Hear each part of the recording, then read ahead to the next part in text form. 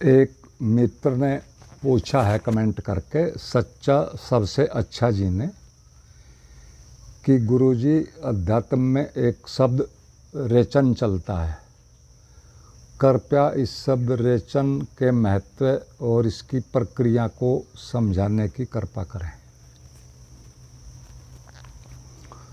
तो रेचन शब्द का सीधा सा अर्थ है हमारे मन, मस्तिष्क व शरीर में जो भी पुरानी और नवी और अनावश्यक चीज़ें जमा हैं उन्हें एक तरह से बाहर निकाल देना, यानी मन, मस्तिष्क, शरीर की अनावश्यक चीज़ों से सफाई। और वो सफाई किसी भी माध्यम से हम करें, किसी विधि से करें, इसलिए करते हैं कि ताकि मन, मस्तिष्क व शरीर प्रॉपर ढंग से, सही ढंग से अपना काम कर सके हमारे लक्ष्य के लिए। और इस पूरे काम को एक तरह से दो तरीक़ों से किया जाता है, एक प्राकृतिक ढंग से, दूसरा बाहर से कुछ नया करने से, बाहर से कोई विधि प्रयोग में लाने से। इन्हें हम थोड़ा विस्तार से इन चीज़ों पर बात करेंगे, पूरी बात तभी समझ में आएगी। एक एक करके इन तीनों चारों को समझते हैं।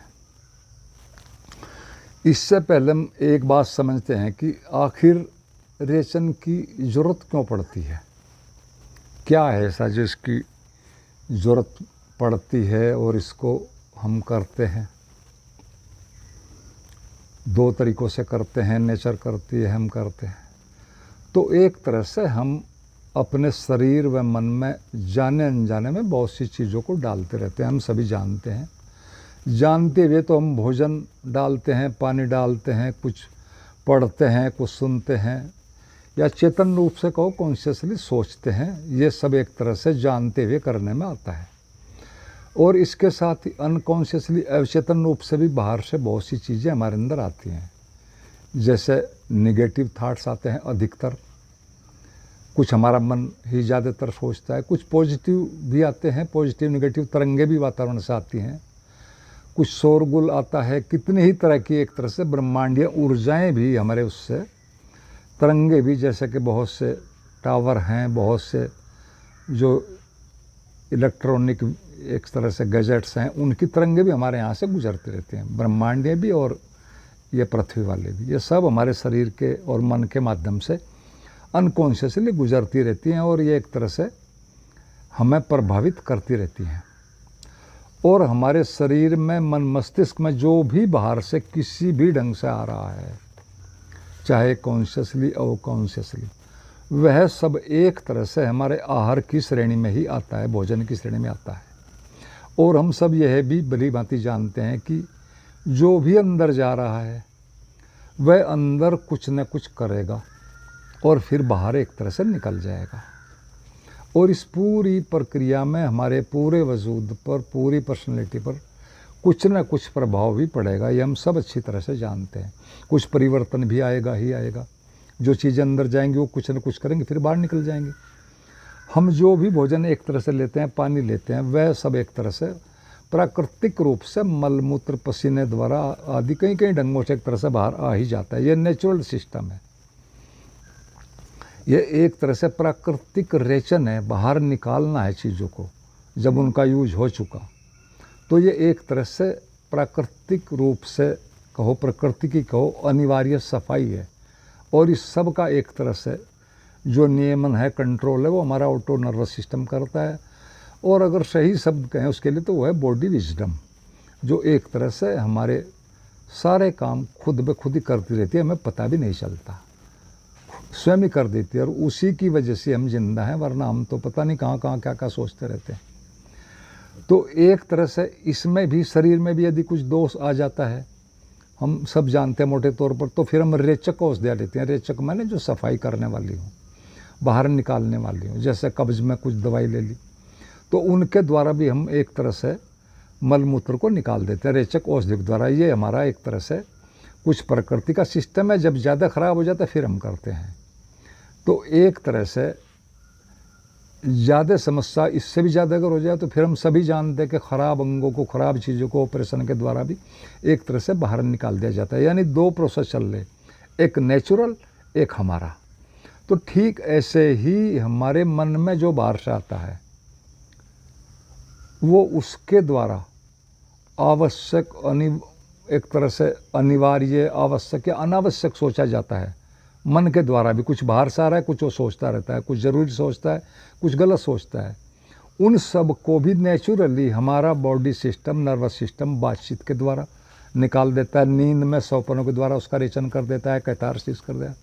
या हम कुछ लिखते हैं, कुछ बातचीत करते हैं, कुछ क्रोध वगैरह और बहुत सी इमोशन चलते हैं, उनके द्वारा वो एक तरह से बाहर निकाल दिया जाता है। और एक तरह से बहुत कुछ जो हम शरीर के द्वारा शारीरिक कर्म करते हैं, उनमें भी एक तरह से व्यायाम भी, उनमें भी सारी चीज़ें बाहर निकल जाती हैं। पसीने से और से जो ग्रंथियाँ होती हैं, ट्रोमाज होते हैं माइंड में, बॉडी में, वो सारे के सारे निकल जाते हैं। और इसके अतिरिक्त जो और भी बहुत सूक्ष्म तरंगें होती हैं, ब्रह्मांड से आती हैं, उनका प्रभाव भी हमारे शरीर का जो ऑटो नर्वस सिस्टम है एक तरह से, या मोटे शब्दों में को हमारी बॉडी की इम्यूनिटी वो रोज़ झेलती रहती है और अपने को एडजस्ट करती रहती है।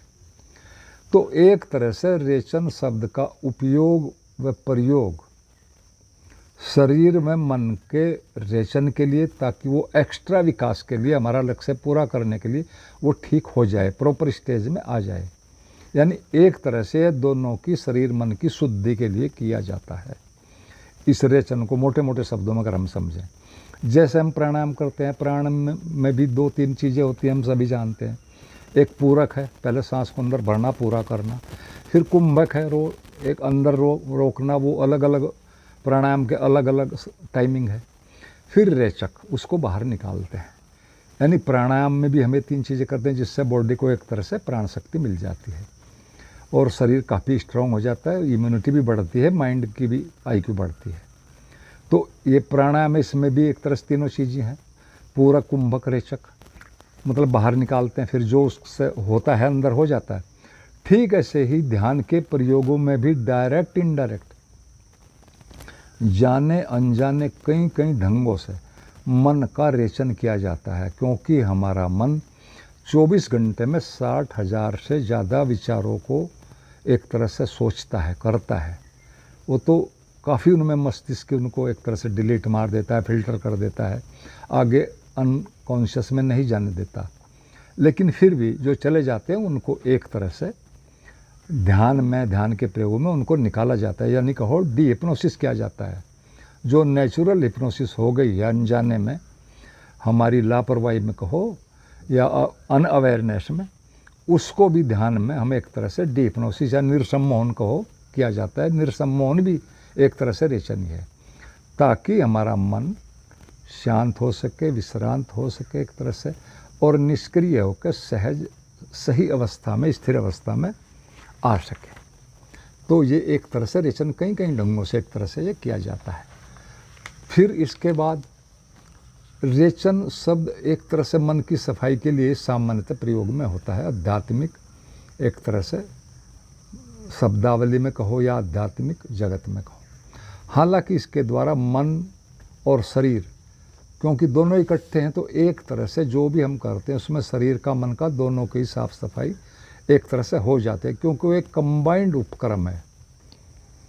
और इसकी बहुत विधियाँ हैं, पहले भी रही, पहले अलग रही, लेकिन सदगुरु ओशो ने एक तरह से निकल एक सिस्टमिक एक तरह से एक विधि की थी, डायनेमिक मेडिटेशन, जो आज सारी दुनिया में चलता है। उसको सन्यासी भी करते हैं, और वो सबसे ज़बरदस्त चीज़ है रेचन के लिए, और प्राइमरी जो स्टेजेज हैं उनके ध्यान के लिए भी। तो डायनेमिक जो मेडिटेशन है उसके भी 2 स्टेप्स जो हैं वो पूरी तरह से इसी काम के लिए, रेचन के लिए, कैथारसिस के लिए ही एक तरह से उपयोग में आते हैं। और इसी तरह जो मानसिक रोगी हैं, विदेशों में, यहाँ तो चलती नहीं वो चीज़ें, उनके इलाज में भी कुछ इसी तरह की रेचन की, कैथारसिस की कई कई विधियाँ, जिनमें एक प्रमुख है स्क्रीमिंग थेरेपी, चीखना, चिल्लाना, पीटना, कुछ बकना, जो भी अंदर से तकिए को पीटना, ये सारी चीज़ें ऐसी हैं ताकि मन के अंदर जो निगेटिविटी, ट्रोमाज हैं, उनका बाहर एक तरह से निष्कासन सारा का सारा एक तरह से हो जाए। ये भी सारी की सारी एक तरह से रेचन ही है। तो एक तरह से ध्यान में रेचन का बहुत बड़ा महत्व होता है सच में, यदि हम समझें। और यदि हम किसी भी ढंग से अपने अवचेतन को, जो कि बड़ा हिस्सा है हमारे माइंड का, 10 में से 9 हिस्से हैं, उसको सच में ही खाली कर सकें, तो हमें तत्काल नो माइंड स्थिति की, या कहो अपने स्वरूप की एक तरह से फीलिंग, दर्शन, या कहो हम उसमें स्थित हो सकते हैं यदि पूरा रेचन हम करें। लेकिन असली समस्या ये है कि न तो हम पूरी तरह साफ़ करने की विधियों को जानते हैं, कैसे 100% पूरी तरह माइंड को साफ़ करें, और न ही रोज़ नया नया भरने से रुक जाने वाली जो बात है उसको जानते हैं, न ही खालीपन में कहो, निर्विचार में कहो रुकना जानते हैं। इसलिए हम पूरी तरह इन चीज़ों को जानते नहीं, और लगभग एक तरह से सभी साधक एक सबसे बड़ी गलती तो एक तरह से यही करते हैं कि ध्यान की अनेक अनेक विधियों पर लगातार काम करते रहते हैं और परिणाम सच में कुछ भी नहीं आता। और उसका कारण एक ही होता है कि अंदर नए के लिए जगह ही नहीं है। और नया, हम सब जानते हैं, कोई भी चीज़ नई है वो शुरू में कमज़ोर होती है, नाजुक होती है एक अर्थों में, और जो पुराना पहले से कहीं मजबूत है, कहीं रह रहा है, मन की गहराइयों में कोई चीज़ पुरानी है, लंबे समय से जमी हुई है, तो एक तरह से वो शक्तिशाली है। तो हम जो नया ध्यान करते हैं वो एक तरह से प्रभावी नहीं होता, क्योंकि अंदर वो जा ही नहीं रहा, अंदर सेट ही नहीं हो रहा। और इस उसमें तो आपने कहानी भी शायद भगवान बुद्ध की सुनी हो। भगवान बुद्ध भिक्षा मांगने जाते थे कहीं, तो एक व्यक्ति ने उनको कहा कि प्रभु जी आप मुझे कुछ बताएं, कुछ ज्ञान की बातें बताएं ताकि मेरा भी उद्धार हो।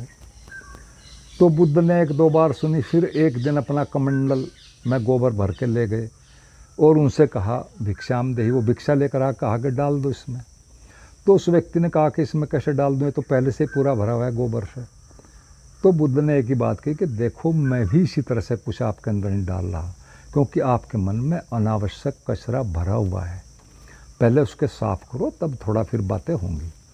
तो एक तरह से पूरी ध्यान यात्रा का एक बड़ा भाग सच में यही होता है कि पुराना कैसे हटाया जाए और उसके अंदर नया अपने अनुकूल एक तरह से कैसे जमाया जाए, ताकि फिर नए को आराम से गिराकर, वो नया है अपने अनुकूल है, उसको बाद में गिराना आसान है, पुराने को हटाना बहुत मुश्किल है, ताकि फिर बाद में नए को हटाकर पूरी तरह एक तरह से निर्विचार को, या कहो नो माइंड की स्थिति को, थॉटलेसनेस की स्थिति को एक तरह से पाया जा सके। तो एक तरह से ये सारी प्रक्रियाएं अधिकांश लोगों के लिए होती हैं, जो मैं यहाँ बता रहा हूँ आप भी जानते हैं। लेकिन कुछ अति संकल्पवान लोग भी होते हैं, अति संवेदनशील और एक तरह से अति बुद्धिमान, पूरी तरह बुद्धिमान होते हैं साधक, वो इस सब कुछ को एक तरह से बहुत जल्दी ही पार कर जाते हैं। तो तथ्य ये है कि सभी ध्यान साधनाएं मन को कमज़ोर करके, उसे समझकर उसके पार के जगत में जाना ही होती है।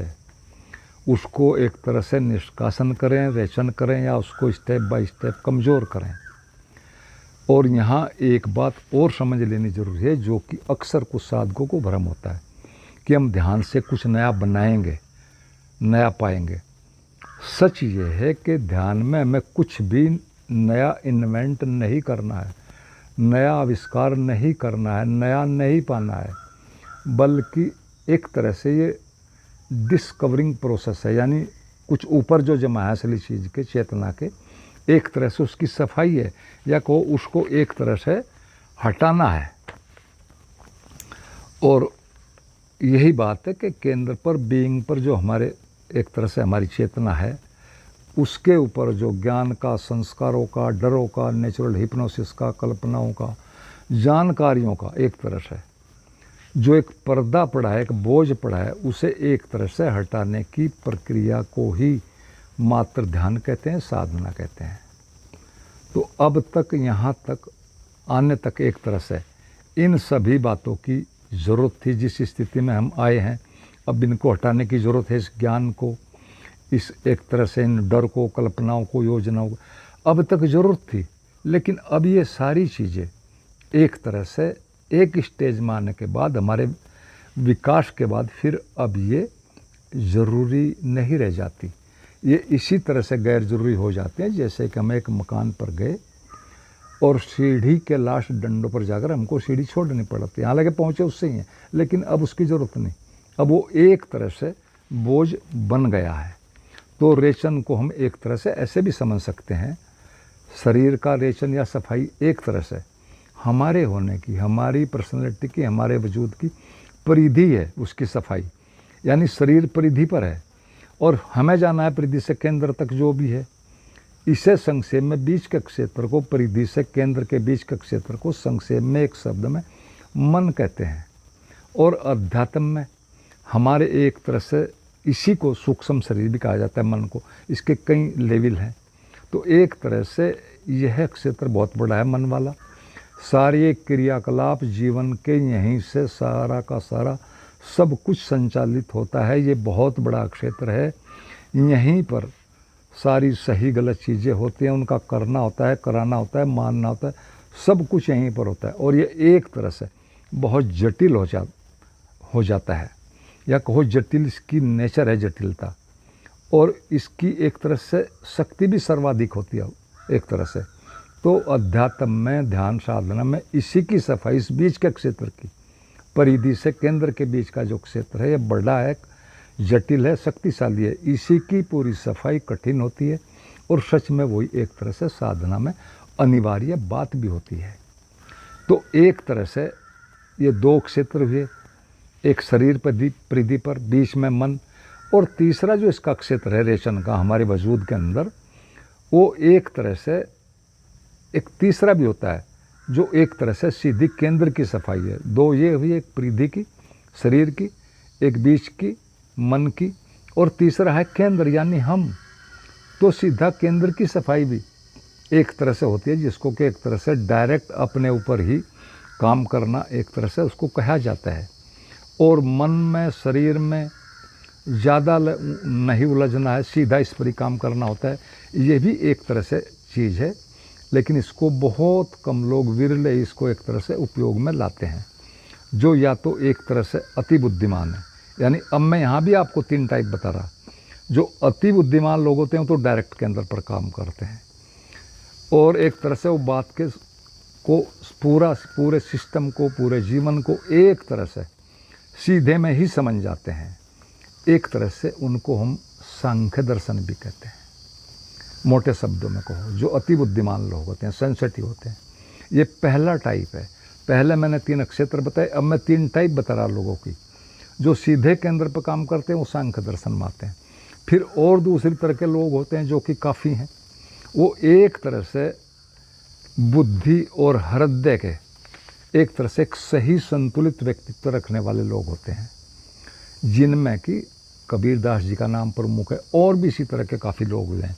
यानी एक तरह से जो हृदय का और मस्तिष्क का सही संतुलित व्यक्तित्व रखते हैं और दोनों चीज़ों को उपयोग में लाते हैं। एक तरह से ये दूसरा है, पहले केंद्र पर, दूसरे बीच वाले लोग जो दोनों का बैलेंस लेकर चलते हैं। और इसी तरह के काफ़ी लोग भी हैं, लेकिन एक तीसरे तरह के लोग भी होते हैं, आपने सुना होगा भक्ति वाले लोग। वो बहुत हृदय से जीने वाले लोग होते हैं, बहुत भावुक होते हैं, सिर्फ हृदय चालित होते हैं, और उनको एक तरह से हम भक्त कहते हैं। इनका मार्ग एक तरह से एक पैर से चलने वाला होता है, यानी एक ही चीज़ पर पूरा जोर लगाते हैं, हृदय पर है। इनके यहाँ बैलेंस नहीं है, जबकि नेचर में बैलेंस चलता है। ऐसे ही हमारे शरीर में हृदय है और मन मस्तिष्क, दोनों के बैलेंस से ही कोई चीज़ सही रहती है, वरना संतुलन बिगड़ा और कुछ न कुछ समस्याएं आ जाती हैं, शारीरिक मानसिक स्वास्थ्य खराब हो जाता है। तो ये जो तीसरे वाले लोग हैं, पूरी तरह सिर्फ हृदय चलने वाले, इनमें एक तरह से बैलेंस नहीं होता। ये अक्सर बहुत ऊंचाई में उठ जाता है, भावनाओं की बहुत गहराइयों में एकदम से उन्हें लगता है बहुत कुछ होगा, और फिर गिर जाते हैं। पहुंचते ये एक तरह से बहुत कम है, सर्वाधिक मात्रा में, कम मात्रा में एक तरह से ये लोग अध्यात्म में कहो एक तरह से अपने विकास तक, अपने जागरण तक पहुंचते हैं। और इसी कारण से, इस एक कारण से ही, क्योंकि वो एक ही चीज़ से चलते हैं, हृदय से, बैलेंस में नहीं चलते। भक्ति में एक शब्द बड़ा एक तरह से कॉमन है। अंधभक्ति, अंधभक्ति शब्द भी बहुत तरह से जुड़ता है। अंध ध्यान जैसा कोई शब्द नहीं, अंध ज्ञान जैसा कोई शब्द नहीं, अंधभक्ति जैसा शब्द है, क्योंकि इसमें एक तरह से एक ही तरफा मामला है, तो सब अनुमानित है, वहाँ गड़बड़ होगी होगी। तो एक तरह से ये मैंने 3 टाइप बताए, केंद्र से चलने वाले, अति संवेदनशील लोग, अति बुद्धिमान, दूसरे बीच से चलने वाले, दोनों के बैलेंस से, तीसरे सिर्फ हृदय से चलने वाले, जो एक तरह से भक्तों की श्रेणी में आते हैं एक तरह से।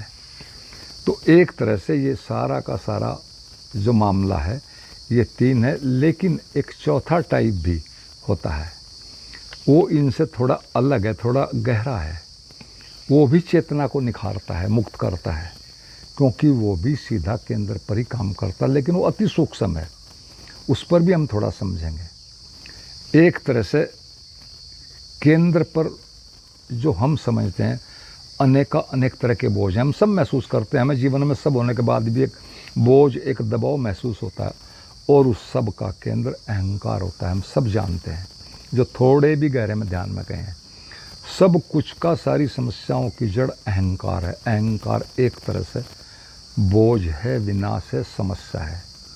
तो एक तरह से इस चौथी विधि में करना क्या है कि आपके पास जो भी है, जो भी आपको मिला है, जो भी आपके चारों तरफ है, आपको मिला है, चाहे वो बाहर है, प्रकृति है, मित्र हैं, शत्रु हैं, सबको एक तरफा पूरी तरह से प्रभु को दिल से धन्यवाद देना, बार बार धन्यवाद, क्योंकि कोई भी चीज़ आपको अनावश्यक प्रकृति या अस्तित्व नहीं देता। शत्रु भी आपको विकसित करने के लिए दिए जाते हैं, मित्र भी आपकी सहायता करने के लिए दिए जाते हैं। तो जो भी आपके जीवन में जो भी मिला है, उस सब के लिए बार बार अस्तित्व को धन्यवाद देना, परमात्मा को बार बार धन्यवाद देना। जो भी आपके पास है उस सब के लिए, चाहे वो कुछ भी है, चारों तरफ है, उन सब चीज़, एक एक चीज़ के लिए बार बार धन्यवाद। मनुष्य हैं, पेड़ है, या कुछ भी। इस विधि का तरीका ये है कि रोज 5 नई चीज़ों को लिए, जो भी एक तरह से आपके सामने है, जो भी आपको दिखाई दे, उनको एक तरह से एक निश्चित समय के लिए, 60 दिन के लिए, दिन में रोज 5 नई चीज़ों को लिख लो कहीं पेपर पर, बार बार उनका धन्यवाद करना है पूरे भाव से। तो एक तरह से आप मनुष्य हैं, इसके लिए धन्यवाद दो। जो भी आपके चारों तरफ कुछ भी है, चाहे वो सड़क है, फूल हैं, पत्ते हैं, या कुछ भी जो आपको दिखाई दे, सुनाई दे, जो आपकी कल्पनाओं में हो, हर चीज़ के लिए 60 दिन तक दो। उसमें होगा क्या, 60 दिन में आपके चारों तरफ आपसे जुड़ी सारी की सारी चीज़ें इन 300 चीज़ों में आ जाएंगी। 5 रोज़ नई चीज़ को दो और उन 300 में सभी कुछ आ जाएगा। और क्योंकि सभी के अंदर ईश्वर है, हर चीज़ में वही शक्ति है, वही परमात्मा का वास है, तो आप एक तरह से इनडायरेक्ट में परमात्मा को ही दे रहे हैं।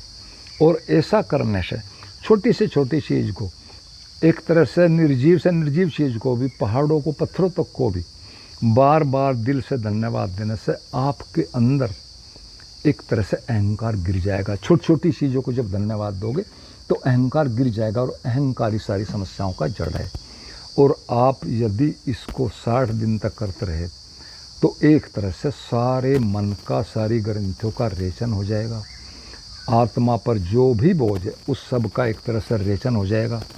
और लगातार 60 दिन करने से निश्चित रूप से सारी सफाई हो जाएगी, और आपके अंदर की सब चीज़ें गिरने से आपके अंदर सिर्फ शून्य बचेगा। हम शून्य हो जाएंगे, और शून्य ही शून्य से मिल सकता है, इजीली मिलता है, इजीली एक हो जाता है। हम छोटे शून्य हैं, परमात्मा अस्तित्व बड़ा शून्य है, तो हमारा एक तरह से मिलन हो जाता है। मोटे शब्दों में कहो जैसे घड़े के अंदर आकाश है, घड़े की सीमाएं आकाश को, मुख्य आकाश को, विराट को बांटती है अंदर के आकाश से। घड़े के गिरगा टूट गया, दोनों आकाश मिल गए। ठीक ऐसे ही हमारे अंदर होता है। हमारा अहंकार सीमा है, वो टूटा, वो गिरा, हमारा शून्य उससे मिल जाता है। और एक तरह से इसको आप दूसरे शब्दों में रेचन भी कह सकते हो, यानी जो अंदर गया है उसको हम वापस लौटा रहे हैं। हमारे अंदर क्या आ रहा है, कोई अति बुद्धिमान कोई चीज़ हमारे अंदर धड़क रही है, हमारे अंदर सांस ले रही है, हृदय चला रही है, एक से एक जटिल प्रक्रियाएं शरीर में हो रही हैं और सब कुछ हमारे जीवित रखने के लिए हमें हो रहा है, हमें उसका पता भी नहीं अंदर क्या चल रहा है, सांस कैसे चल रहा है, दिल कैसे धड़क रहा है, खाने पीने की चीज़ें अनेक अनेक चीज़ों में कैसे बदल रही। कोई है जो हमारे लिए ये फ्री में कर रहा है, हमारे अंदर आ रहा है, हमको जीवित रख रहा है। तो इस सब के रिलेशन में हम क्या कर सकते हैं, उसको धन्यवाद दे सकते हैं हृदय से। बार बार धन्यवाद दो, जितना धन्यवाद दोगे उतना ज़्यादा मिलेगा, उतने आप निर्विचार होगे, एक तरह से निष्कंप होगे पूरी तरह से। तो ये सारी चीज़ें, ये विधि उन 3 से अलग है, लेकिन ये सबसे प्रभावी विधि है। ये थोड़ा उन लोगों के लिए है जो थोड़े बुद्धिमान भी हैं, भावुक भी हैं, दोनों चीज़ों का काम लेते हैं। और यही बैलेंस में करना ही, कोई भी चीज़ हो उसको बैलेंस में करना ही सही रिजल्ट देता है। तो आपने सुना, बहुत बहुत धन्यवाद। कोई मित्र कुछ पूछना चाहे तो पूछ सकता है। और अंत में सभी मित्रों को मेरा प्रणाम।